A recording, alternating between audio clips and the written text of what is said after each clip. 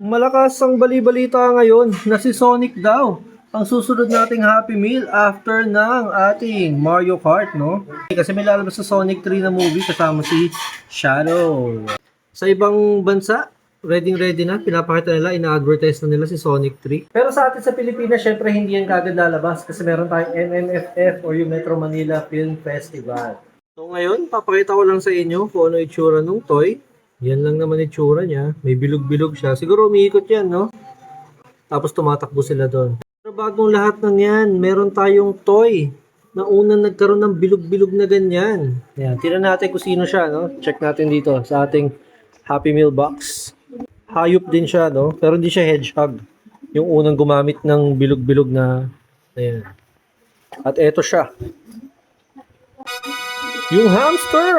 Yung, yung hamster ng Secret Life of Pets. Ayan, kung makikita rin nyo, tumatumbling-tumbling pa siya. Oh. Pero pag ginulong natin yan dito, hey! O, di ba?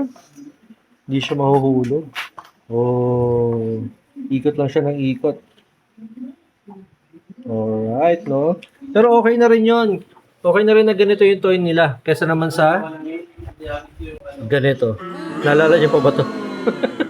Naalala niyo pa ba to? Ayoko na maulit to kasi ano ba naman yan? Cardboard, di ba?